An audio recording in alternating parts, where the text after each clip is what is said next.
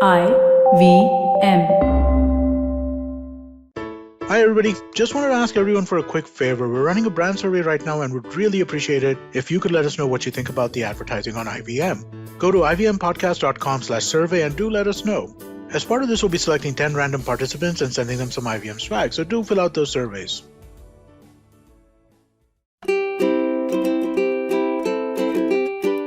Hello and welcome to the Habit Coach podcast. I am Ashdin, Doctor, your habit coach. And today you have no idea how excited I am for this podcast. So this is one proper fanboy moment. You will see me starting and slobbering all over the place because this is a person that I have tremendous respect for. I've been reading his books for many years now, and I've gained a lot of wisdom from them. And as soon as I got the opportunity to record with our guest today, I was extremely excited. And his latest book, which is called How to Become Rich, 12 Lessons I Learned from Vedic and Puranic Stories, I think is absolutely essential for the kind of lives that we're living right now. Where finance is such an important aspect. It's a security that we need for. So without further delay, let me introduce you to our fantastic guest, Dr. Devdutt Pattanaik. Devdutt, thank you so much for coming to the podcast. Thank you. Thank you for inviting me. Devdutt, when we talk about finances, right, there are so many interesting things that we can learn about it. And are finances different from the way they used to be? Like you're talking about the Vedic times and to the current times, right? What is the difference between these now? In mythology, you talk about the goddess Lakshmi. So when you talk about goddess Lakshmi, you're really talking about money. But money has many forms. You're really talking, at one time when we were, let's say, hunter-gatherers, you didn't have money as we know it today. What would you do? You would sort of collect fruits and herbs and berries from the ground. You would go hunting and catch animals, and that would be food for you. And that would be currency. So if you had less food, I will give you some food. If you have a kind of food that I want, you have got a lot of berries and I've got a lot of, some vegetable, then I can exchange that. So that would be perhaps money in those days. And then the Vedic times, animal herding became important, cattle became important, and therefore milk and cows, and therefore you have all these rishis asking for hame gai chahiye, we want godan chahiye. So cow becomes the source of it becomes money. Then gradually agricultural revolution takes place and land then becomes Lakshmi and money. That's the way money goes. And then some people have they barter their skills for goods. So you have bartering system of services and goods. We hear of goods and service tax, and we don't realize that's money really. Money then eventually appears as a symbol. So I have got like a little cowrie shell or a kind of a metal disc which tells me that this value is so much. And this idea really emerges 2,500 years ago in India, of all places. We don't realize that one of the places where money was invented was India.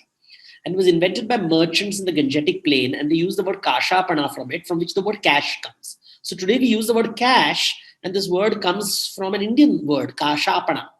And so money has a very long history in India. But today money is, of course, slightly different. Now it's very symbolic. As a mythologist, I study things that don't exist, that people believe in. People keep saying, Devdutt, mythology kya hai? And I say that mythology is something you believe in. And money is something you believe in. You believe that the 100 rupee note will give you 100 rupees worth of goods. You believe it. It's just a piece of paper with some printed material on it. And you believe that ye 100 rupee ka note hai. And today, of course, money has even become digital numbers. Like suddenly in Paytm or in one of those digital apps, you have a number which tells you have 50,000 rupees in the bank, and suddenly it goes away and you're like, oh my God, I don't have any money. So Lakshmi has taken these many forms, and all that is really Lakshmi. All that is money. And from a mythological angle, as you know, Lakshmi is a very important goddess. And I am surprised that people don't pay so much attention to Lakshmi for me personally, my life changed because someone taught me about money and finance and how to manage money very early in my life. And I didn't realize that money is so different today. It's very different from, you just think it's money is I buy stuff, I sell stuff, but it's much more than that nowadays. And, we're not educated and equipped about it. Luckily, I'm very grateful to those finance managers and wealth managers who sort of helped me understand money and improve my habits, which sort of, both, my knowledge of mythology was good, but I suddenly realized, hey, these knowledge which we're talking about today, people have been talking about it in the past. And it's an important habit that we have to develop. I love it. We normally look at money as this piece of paper, or like you said, the numbers that we see on our bank account. The scary part is that they're all a myth, which is like the penny just dropped right now. But the interesting thing is that the way money has changed in the form that it has taken, but the principles have remained the same, right? And that is the aspect that you focused on in this book as well. The way that we should approach this concept of money. So, how should we approach money as something that So, we can learn from? when you look at money, you have to ask yourself two fundamental questions. How does money come in and how does money go out? तो लक्ष्मी अंदर कैसे आती है और बाहर कैसे जाती है? Simple. It's just as much as that. And in ancient times, they would say Swarg is a place where Lakshmi comes willingly, and Nark is a place where she's not there. So think about it. When you're in debt, you are in Nark because it's miserable. You have to pay, expenses are there, and you don't have money. And what do you do with your life? And that's Nark, really. That's what hell is. When you want something and you can't buy it, or you have, the bank is calling you that EMI has to be paid. All that is Nark. And the other Swarg is when you have abundance of it, extra money, the cushion that you have, that you can afford to spend and still there's money in the bank. You go on a holiday, but when you come back, you don't have to sort of scrounge for your living. At the end of the month, it's not that you're checking how much money is there so that, can I have an extra meal, or should I eat at home? All those questions are gone. So I think the first question to ask yourself is, how does money come into my life and how does money go out of my life?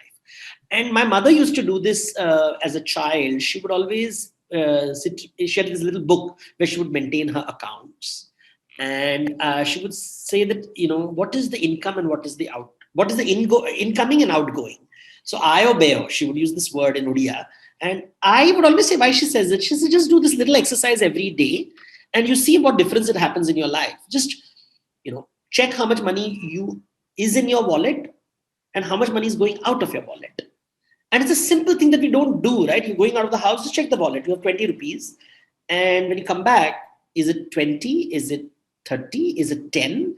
And that little discussion in your head will reveal so much about our lives.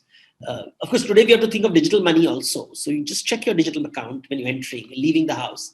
And what is your digital account when you're, coming back to the house at the end of the day? And I think that Lakshmi's departure and arrival is something that I feel is a very important idea to think about.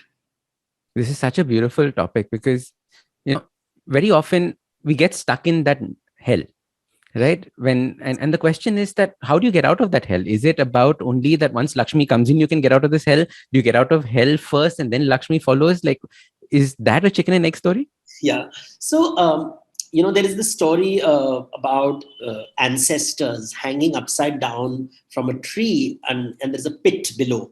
And the ancestors, if they go into the pit, they'll never come out. They'll be forever lost. And so they're looking at Agastya and saying that, Agastya, if you don't produce a child, we will die. So you have to produce a child. And he says, okay, I'll produce a child, but for that I need a wife. And in order to get a wife, he goes to a king and he marries a princess. And the princess says, you know what, I will be a wife and I'll bear a child, but you have to treat me like a princess. And therefore, which means you have to build a house for me. You have to provide an income. You have to provide food, clothing, shelter for me and our child, which means you need a source of income. So what can you do? And, the story sort of talks about the importance of thinking, like when you are in hell and you think that your money is draining away, first question, how do you generate wealth? Agastya's first question in his head is, okay, I have to generate wealth. What can I do? And the answer is very simple. It's there in this famous tax called GST, goods and services tax. So ask yourself, what can I give society? What can I give society in exchange for which they will pay me money? So am I providing goods? Koi saman de raha hu, ya koi seva? Am I doing some service? For example, if you are a teacher, then you are giving service of a teacher. If you're a doctor, you're giving service of a doctor. If you're an engineer, you're giving service of an engineer.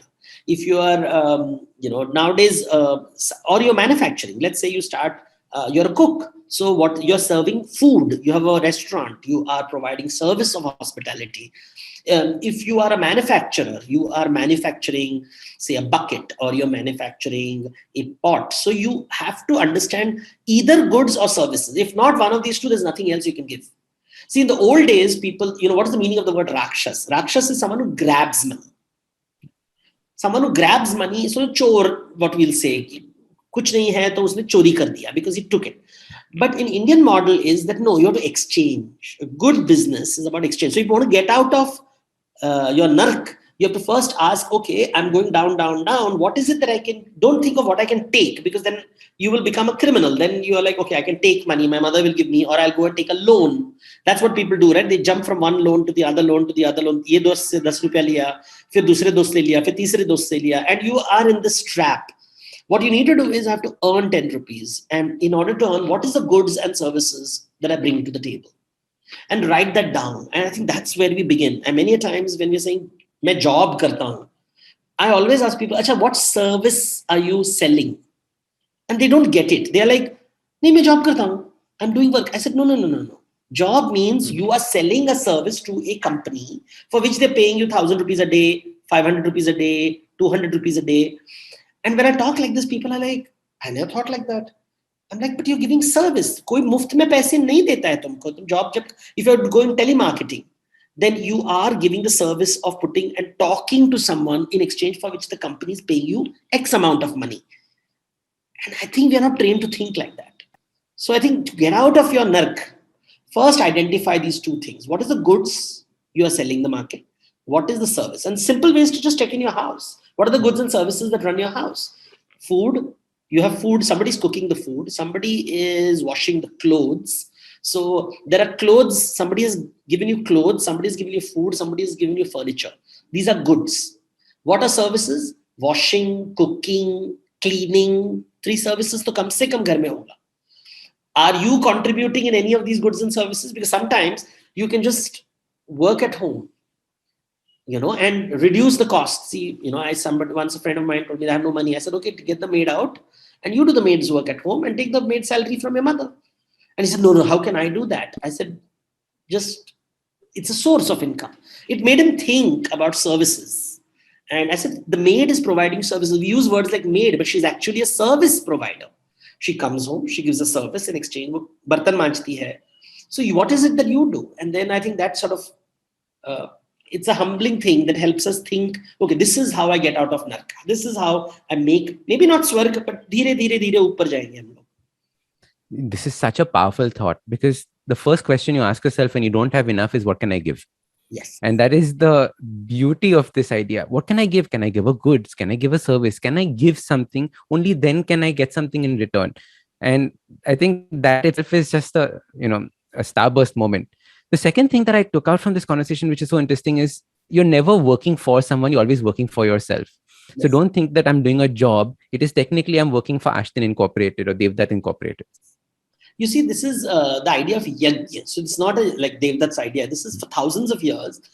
When we use the word yajna, we think of this as a magical ritual. On TV, they will say swaha, swaha, swaha, tathastu. But it's nothing like that. It's a very simple ritual. What is a yajna? Yajna is a transaction or an exchange. The yajman gives ahuti, or he gives something to the devata, and asks the devata to give him something in return. So you go to the temple and you give prasad, you give bhog to the devata, and the devata, you say that, can you give me some prasad? Can you give me something in exchange? So you begin by giving. And that's what makes yajna special. While all animals in the world grab food, humans are the only creature who exchange, and begins by me giving you. I give something, and every person who goes, when you go to a station, you see in a bus, you're seeing people go to office. Each one of them is going to give either a service or produce a good. And if you see the world with these two words, magical words, ya to tum koi, samagri bana rahe ho, ya seva kar rahe ho. Then in exchange, then you realize, oh, life is yajna. I do the yajna for myself, but in the process, I give people goods and services. I think this is the Vedic way of thinking. We are constantly doing yajna. So powerful. We're going to take a quick break. See you on the other side. Hey, everybody. It's been another great week on the IVM Podcast Network.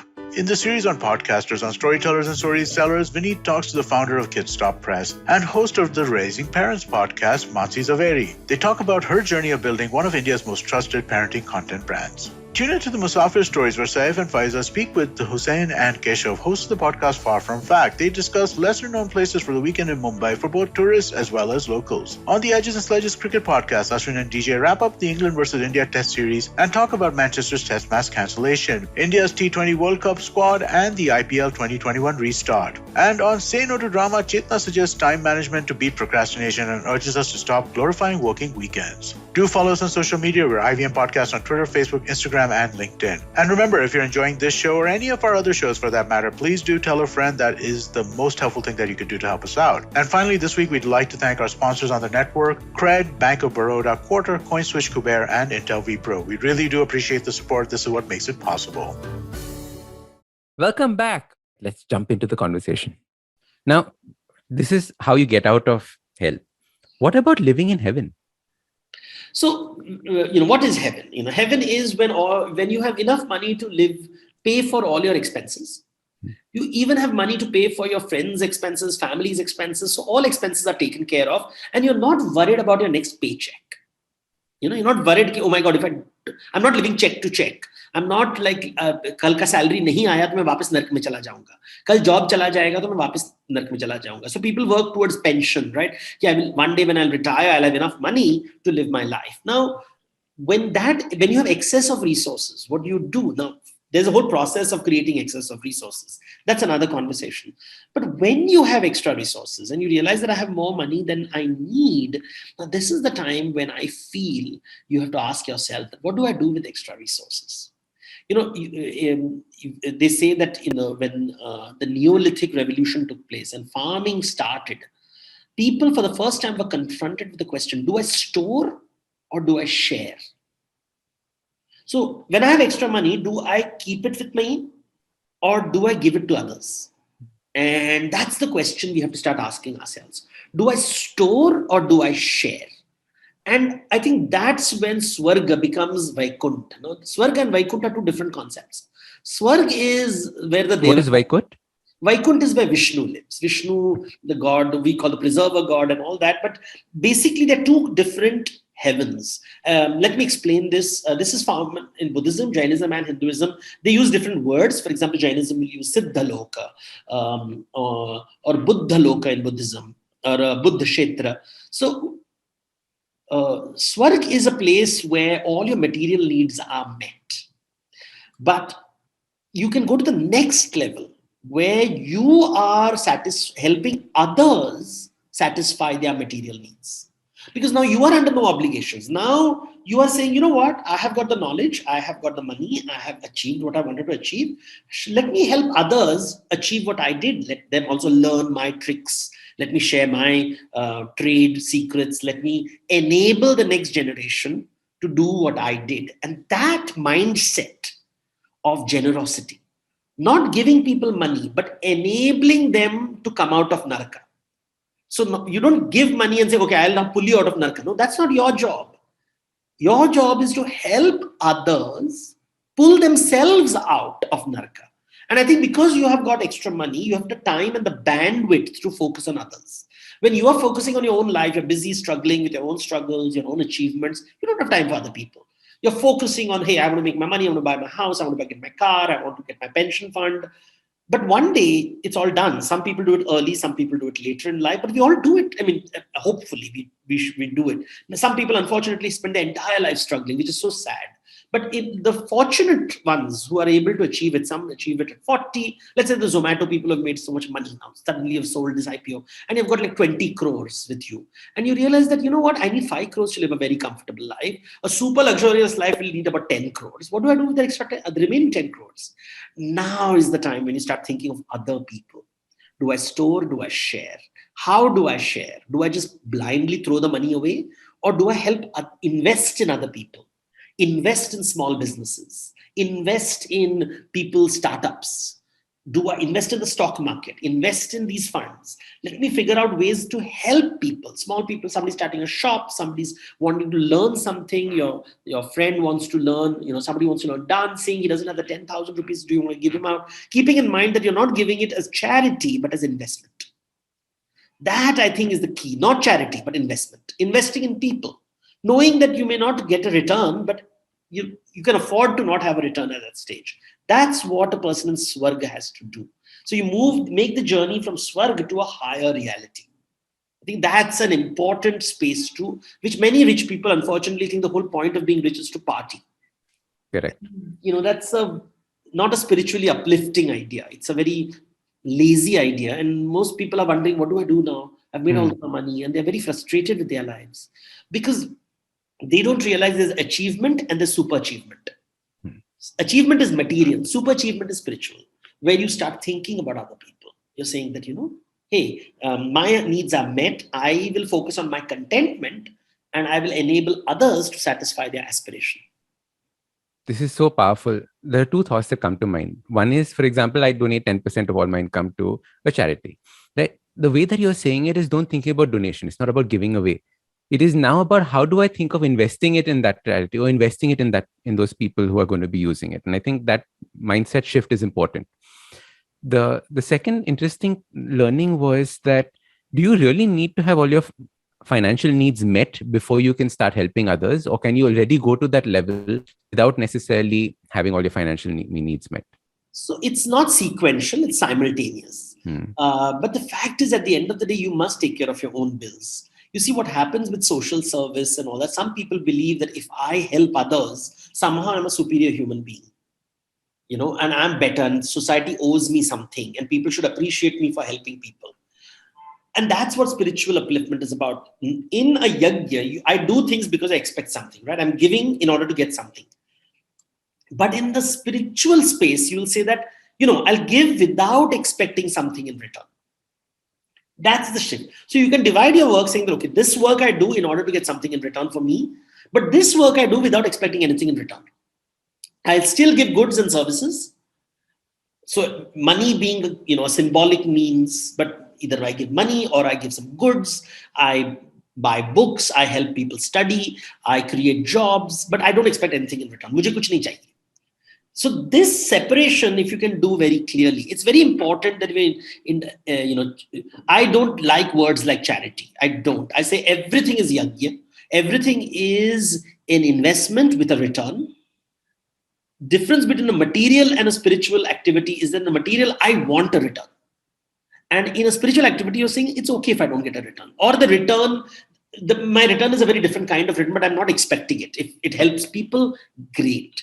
But if it does, it's not for me. So I don't want a recognition, reward. I don't want someone to say, hey, I'm doing so much of goodwill for the society. There's no expectation. So it's my training to become content.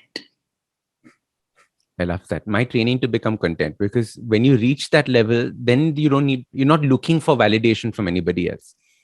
So powerful. So Devdutt, you've put in 12 principles in your book, right? Would you like to share a few of those principles with us, some that you find very pertinent? So 2-3 points are very important. Is one of the points where for me it's important is how do we accounting as a habit. I think accounting, when I see, so I consider Ganesha as a patron of accounting, and people say, why Ganesha? Because Ganesha in his hand holds two things. One is what is called an ankush or an elephant goad. Now, an elephant goad, you can poke the elephant with it and it will move forward. And it also has a hook to pull its ear so it will stop the elephant. So it is, and all our habits are a function of being motivated to go forward and being held back from doing something or not doing something in an excessive way. So this prodding and pulling which we have is something that happens with accounting. When you do accounting, you start realizing where are you spending too much, too little. Hey, you're not spending on holidays. What kind of life is a life where you don't spend on yourself, or you're not doing enough charity and helping people, investing in other people?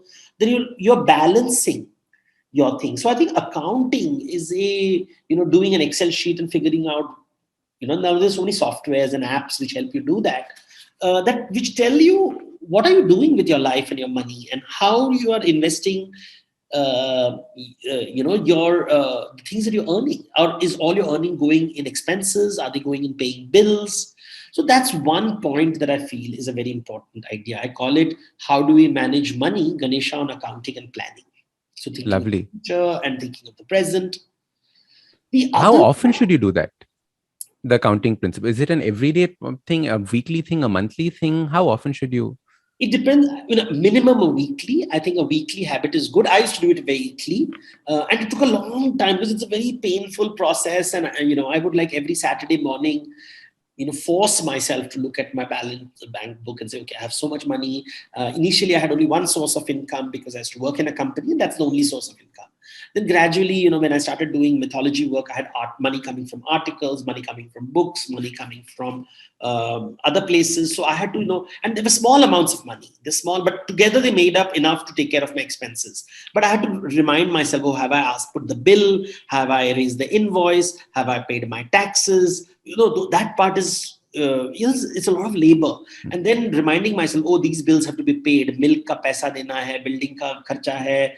Oh, I have to keep some money aside because the birthday coming up. I have to keep some money. Raksha Bandhan is coming up. All those ideas, when I did it initially, the weekly habit is something that helped me a lot. So Saturday was the day where I would, because Saturday is Shani ka din hota hai, and this is the Shani delays things. So it'll remind me, oh my God, I want to delay this. I don't want to do this. But, it sort of would force me and, to look at, and it really helped me because over time I was so happy. It also gave me joy. It gave me warning signs that, hey, your money is really going low. You need to get new business. Now, of course, I have moved into a different phase in life, but in those days you're struggling, you're given up work. When you start on your own, you get very anxious whether clients will come. 1 month you have 6 clients, next month you have 4 clients, and your palpitations rise, and you say, oh my God, your insecurity comes back. So I think that one introspective 1 hour a week, for me it was Saturday, is I think gave me a lot of perspective. It gave me a lot of perspective. So that was one idea. Another idea which I remember is, it's a concept called how do we attract money?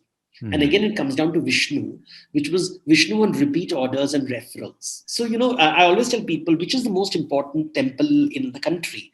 And they will give me different names of temples or dargahs or churches. This temple is most popular. And I'm like, no. Tell me in principle. And then after a lot of discussion, people say that, wherever your wishes are fulfilled. So, jahan mannat puri hoti hai. So let's say there's a dargah where a mannat is puri, or some temple or some church, and people go there and their wishes are fulfilled. I said, what do you do then? I said, you go again. Because, your wishes, you have another wish and you have another wish. So you go again and again. And then you tell other people about it. So basically there is a repeat order and there's a referral. So I said, Bhagwan ko bhi pata hai, repeat order referral ka matlab kya hai. So if you satisfy your customer, you will get. And I realized in business, whether I'm giving goods or service in the market, if my customer is happy with me, he will come back to me again. And he will tell others about me. And so my key performance indicator for life to generate wealth is make the customer happy and check, does he give you repeat orders? And does he refer you to people? If these 3 criteria are satisfied, the chances of your business growing is very high. So customer delight, referrals, and repeat orders is something that I focused a lot early on in life. So whenever I would give a lecture, I would sort of go out of my way to make sure the audience is very happy. And then I would check, have they called me again in a year's time, or have they referred my name to others? And that sort of created a network. And I realized, hey, that's a simple technique to remember. That's what doctors do, right? A good doctor, you go back to the doctor again. Then you tell friends about the good doctor. It applies to services. You go to a restaurant and you're happy with the food, you go back to the hotel. You tell your friends about it. So I think that is what this a point that I remembered. And finally, the one point is, there's a Hanuman story. It's called How Do You Guard Your Wealth? So, there is a story in the Ramayana where Hanuman one day becomes very complacent, and even Ram disappears suddenly. And he realizes that Ram has been abducted by Mahi Ravan, who is Ravan of the Patal Lok. And he's very unhappy. And then Ram says, you know what, even Hanuman can overlook details. It's okay. Don't take tension. But always, and I thought that was about insurance, that, no matter what in life, you have to insure yourself because you can make a mistake. Things can go wrong. And one way to insure yourself is to make a will. And in India, when I talk to people, have you made a will? People don't talk about will and insurance. They feel it's bad luck. But I say, if you die suddenly, and it can happen, right? what happens to your family? What happens to your children? And I know so many friends of mine who are in trouble because their fathers have not made a will or have not created an insurance policy, and they're in a really bad shape. So, the legal mess around it. And I said, birthdays are a time. My habit is around birthday time, when my birthday is approaching, just check my will. And I think that's something that we don't do. So, these are some of the ideas that I talk about in my book. Devdutt, how can people follow you, get in touch with you, learn more about what you do? So the easiest way is to be part of, I have got a Facebook page, which is Devdutt Myth. That's the handle. There's also Instagram, Devdutt Myth, DVDUTTMYTH. And of course, I have my website, devdutt.com. So these are the three places that you can, and I don't allow commenters in my Facebook because, you have all kinds of spammers and everything. So just follow that and pick and choose what you like. I love it. And you've become very active on Instagram recently through this lockdown. I was noticing all the little... But I'm now controlling myself. Too much of bhog has happened. Now yoga is required. I need to pull back. I've got a little crazy. I love your post-it notes and your little writings on them. Superb. Thank you so much. Thank you for noticing that. Thank you so much for coming. Loved it. Bye-bye. So you've been listening to Devdutt Pattanaik talk about finance and such brilliant ideas. And I can't wait for you to listen to the second episode that's going to come out on Thursday. Do stay tuned for it. This is part 1. Part 2 is going to be out shortly. If you like this podcast, don't forget to check out other interesting podcasts on the IVM network. You can listen to us on the IVM Podcast app or ivmpodcast.com. You can also follow us on social media. We are at IVM Podcasts on Twitter and Instagram. If you want to reach out to me, I am Ashdin Doc on Twitter and Instagram. You can find lots more information on my website, awesome180.com, or check out different content on my YouTube channel called AWESOME180. That's Awesome 180. IVM.